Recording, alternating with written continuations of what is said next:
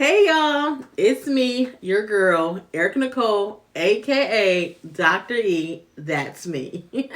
Welcome back to my channel. Welcome back to my vlog. I am so excited to be back. If you follow me and you've seen some of my other vlogs, you know that it has been a couple weeks since I've been here. And that is because, child, life has been happening. And instead of me just trying to push through like I always do, I chose to pause because there were so many life-changing events happening in my life that I felt like respectfully it needed to pause. Like sometimes life just can't go on the same way it's been. Sometimes you have to stop, you have to recalibrate some stuff, reset some stuff, and then go back and go forward. And life has just been thrown a lot at us lately. So I know I'm not the only one, and it's okay to pause. But I'll be talking about that on my Facebook Live today. So when you get this vlog, if you haven't seen my live, then go ahead and check it out and see, and we can talk more about that there. Okay, so let's get started and what I wanted to talk to y'all about today. So it's been, like I said, a couple weeks since I vlogged, and this was supposed to be the next vlog that I did. After chatting with the client and them expressing their frustrations of just not being where they wanted to be, although they're not where they used to be and they know that they've come a long ways, they were still so frustrated in not being where they wanted to be, and that frustration was basically clouding their vision and clouding their emotions and making them feel emotionally bogged down and drained. Y'all know emotions are tiring. So not only were they not like feeling like themselves or feeling like emotionally forward, then that compromised their creativity level and being able to create and really do what it is they're supposed to do. And lastly, what I'm really here to talk about with y'all, it messed up their view of all the options they had to get to where they wanted to get to. So that's what we're going to talk about. We're going to talk about more than one way to solve a problem, okay? AKA more than one way to skin a cat, child, okay? So you can't see it, but I think in the intro or somewhere, I'll put the number 4. The number 4 is what we're going to work with. I don't know. That's the number God gave me, and it's been in my mind ever since I was talking to that client, and we were just talking, and I just used the example of number 4, and I just really felt like it was something I needed to share with everyone else. Oftentimes, I feel like people have this need to have their destiny right now, to be successful right now, to become financially stable. Some people, not everybody wants to be a millionaire. Some people want to be able to not live paycheck to paycheck, to be able to have a little cushions to play with, a little bit of savings in case of emergency, and be able to, live their day-to-day life and not have to check their account every time they pump gas, which is a, bi-weekly or if not weekly necessity. So with that being said, we get frustrated because we feel like if we tried it one way and it didn't work out, then it's not going to work out. So coming up with the theory, or getting the theory of more than one way to complete an equation, it came along with my revelation of like when I was younger, although I wasn't like the perfect student or got all A's when I was younger in math has always been my favorite subject. And for a long time, I thought it was because it was a challenge. Like I could write a paper, I could, fill in the blank or come up with stuff for science or history, like just all the regular stuff. But for math, it took work and it was a challenge, and sometimes I got it right and sometimes I didn't. And so I always thought it was because of that challenge what made me love it so much. But come to find out, what it is and what it was is that I am a problem solver, honey, okay? You bring me a problem, I'm looking for a solution. Because there is one, right? So with math, I think the reason why I loved it so much was because regardless of what the problem was, there was always a solution. There was never a time where I had to do a math problem and I did not know the solution. And then for some stuff, you had like the PEMDAS method, or with polynomials, you have FOIL method and a couple other methods to complete the polynomials. Like there was more than one way to complete the equation. Do you remember that in like algebra 1 when you had like 3 different methods you could use, and that's why it was important for you to show your work or just state at the top of the paper like what method you use, because you had a maybe a paper, with algebra it wasn't like 50 problems. It was something like somewhere around like 10, because it took a lot of work to complete the problems, and then there were more than one way to reach your resolve. So with that thought in mind, when you think about your destiny, when you think about the success that you're trying to achieve, and you think, okay, I'm going to do 1 plus 1 plus 1 plus 1, and I'm going to equal 4, we're going to get there. And then you start going down that journey, you find out that that method is not working for you. It's okay to try 4 times 1. Do you get what I'm saying? It's okay to go back and try, 2 to the second power, 2 plus 2. Or there's long polynomials where x turns out to be 4. Like, sometimes it's going to take a little bit more work, but you still reach the resolve that you were looking for. And that's just really my point today. Understanding that just because things don't work out the one way you tried does not mean that you can't try another way. And it's just like beyond me. And I feel like it's beyond me only because I have the understanding. So I guess I should like be a little bit more humble, because I did not always have this understanding. But once I grasped it, I grasped it, which is everything's not going to happen picturesque. Everything's not going to always come to you the way that you planned on it to come. For example, me in school, okay? Never been into school, never liked it. But I went all the way up to get my master's degree. And when I decided to leave California and said that, when I leave, I'll continue my education, I did so with thought in mind, well, if I'm going to go to school at the time, that my calculation was like, by the time I'm like 30 something, I got my doctoral degree, right?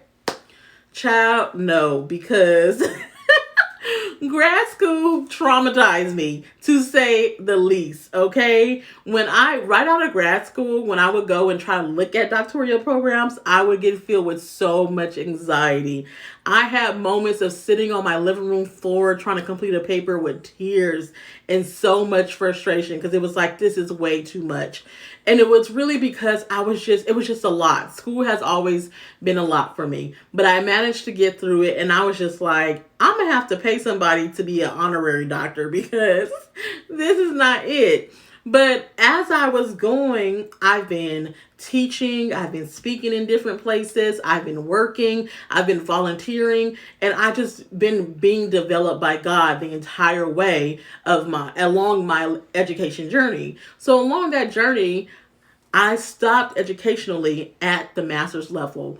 But on the other hand, people call me Dr. E. That's where we get the whole Dr. E from. So if you've ever wondered, because I had a friend recently realize that I don't have a doctoral degree, which was shocking. I'm like, dude, what? But I do have 3 degrees. I have an associate's, I have a bachelor's, and I have a master's in social work. And so she always thought, because I said I had 3, that they were bachelor's, master's, and doctor. Makes sense, right? But I don't. The hood doctor, gave me my doctoral degree, okay? The hood said, we gonna go ahead and give her honorary over here. So shout out to the hood, okay? So anywho, I say all that to say, I had no time to be focused on being down and out because I did not take the traditional route to get a certain title, because that's all it is a title. There's plenty of people with titles who may not know the information or may not be good at what they do. We know plenty of mamas who are not good moms. We know plenty of dads that are not good dads. We know plenty of leaders who are poor leaders. So it's like, let's not get caught up in the title type situation. I'm not out here about to sign no document, Dr. E, but for the sake of this conversation, that's what it is. And so it was just a different route. It was something I spoke and said that I wanted years before I got that title. So the reality is, the point is, I guess, is that I still managed to get what I wanted, my 4, without going the normal 1 times 4 route. Okay, I took the polynomial route. Okay, we had a lot of factors then. I had to do the FOIL method. I had to find the root of the mini roots of the situation, and let's go ahead and figure out how we can put all this together and get to our resolve. So I had to learn. I had to be humbled along the way to learn that, child, people are gonna talk. People are going to speculate. People are going to judge. People are going to doubt. It's like people are going to not recognize the fact that the work that you did do. Sometimes, see, the Bible tells us that we will eat off of fields that we did not yield. So, or we did not plant.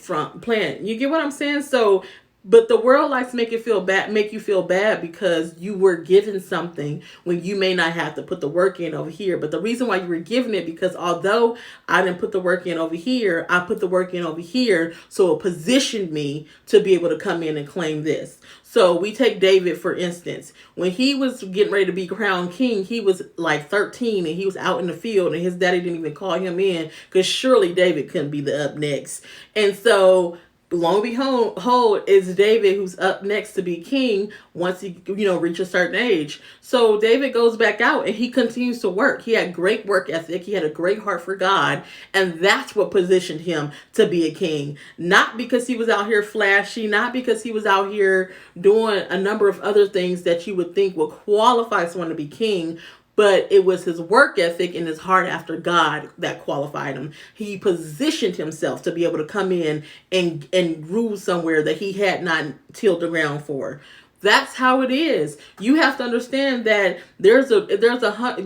to be a president, you have to go through and you gotta campaign, and you gotta get nominated or nominate yourself, however it works, campaign, go through the voting process, all that kind of stuff. But if the president that we currently have dies, then ain't none of that happening. They just gonna put somebody in, the next person in line, in place. It's more than one way to get to a certain point. And so I say that to say to somebody who feels like, bro, with the things that I have in front of me, it's none of the things that people are saying I need in order to achieve what I want to achieve. Make it happen anyways. Okay? Use what you have. Know that just like the lady who was making a cake for her and her son, and she was gonna die because all she had was a little bit of oil. But when Elijah came and was like, "Hey, if you feed me first, I promise you, like you're gonna live. It's gonna work out." And when she did that, her little bit of oil overflowed, and she had multiple canisters of oil. Do not be deceived because you may not have 10 things to work with. Work with your 3. If you only have a camera phone, work with your camera phone. If you only have a laptop with a camera and it's old, work with that. Don't worry about all the other things that people are using, because honey, what goes around comes around. And just as we went from these huge cameras and multiple cameras and stuff like that, you have a whole industry where people are making films and getting hundreds of thousands of dollars and millions of dollars from either film work or photography art off your iPhone. Stop playing, dude. An iPhone is like what, four grand or something like that? $1,000? Okay, so an iPhone is $1,000 or whatever the case may be.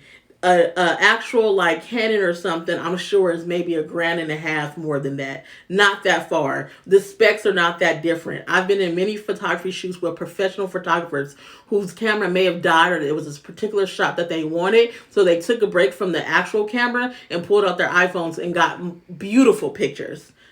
Use what you have. Use what you have. Before I had a ring light, I used natural light. Before I had natural light, honey, I just did voice recording and I podcast. Use what you have.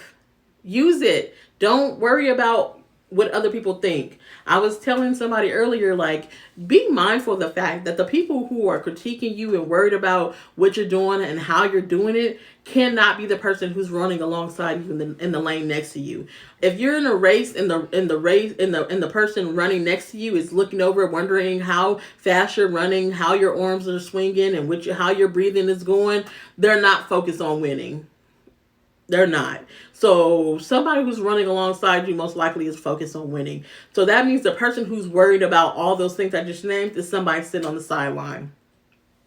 They're not to be worried about. You may look crazy to them until you win. The other example was video games. You ever sit there next to somebody playing video games? They look crazy as heck.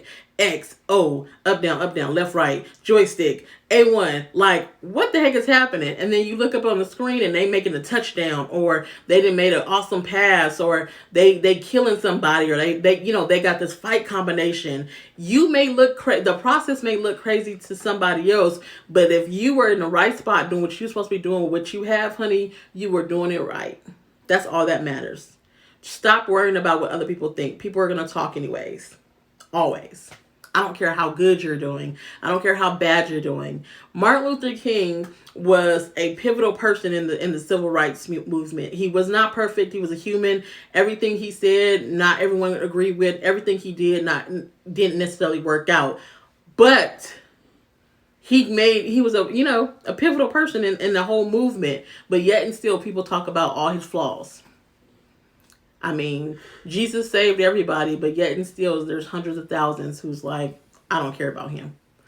People are going to talk. Who are you, Sarah, John? Like, who are you that nobody's going to talk about you or critique what you got going on? People are going to always hate. People are always going to have something to say. Screw them and screw what they got to say, and focus on what you want in life and go after it, and know that there's more than one route, and stop getting so frustrated that you won't choose another route. Everything's not done the first time around. I don't care if it's been 5 years. I've been cultivating storytellers for 6 years. It's still not where I want it to be. That don't mean I'm supposed to give up on it and let it be. No, every day I work towards making it to be what it is, my vision that God gave me, because every vision will come to pass.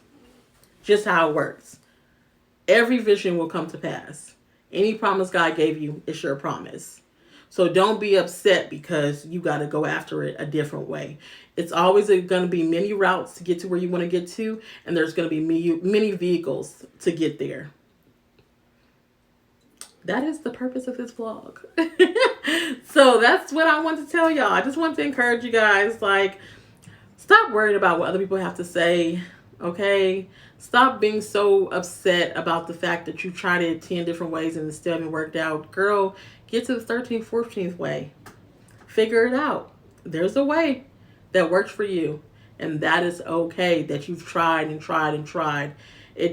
What's not okay is giving up. What's not okay is refusing to start over. What's not okay is refusing to ask for help or to bring in different people. And matter of fact, the last point that I want to say in ending this vlog was be mindful that you don't have to master everything. Like the statement of master of all, jack of trades of all, master of none. That's what you end up looking like. It's almost impossible to master everything, because when you try to do that, you find yourself that while you're giving 100% here, you're giving 0 in another place. Something else is lacking. You're only one person. Your emotional, mental, and physical capacity only goes so high. It sucks. I promise you, please hear me. It sucks trying to do everything yourself. It sucks putting an event on yourself, having to market yourself, having to sell a product yourself, it just sucks. Having other people in your life and having a team to be able to execute what it is that you want to do, or being able to partner with different people in order to complete a task, is totally okay in the way to go. Stop trying to do everything yourself. It's unnecessary. Okay? It's okay to outsource. It's okay to find somebody who does something better than you, or does something that you can't do, and bring them in so they can play that role. Master what you're supposed to master. And that may not even be of making body butter. It may be mastering how to manage your thoughts, how to manage your time, how to be able to be emotionally in a good place. So don't be frustrated because you have to choose a different route for the 13th time. Don't be upset because you feel like you should know everything and you don't. Everything takes time. Be patient with yourself. Understand that there's multiple routes and multiple vehicles, and you will arrive to the number 4. And that is all I have for y'all today. So again, check me out on Facebook Live as we talk about life and what's been going on. And I hope that this was helpful. Don't forget to comment below and like, share, and subscribe. Until next time, you all be blessed.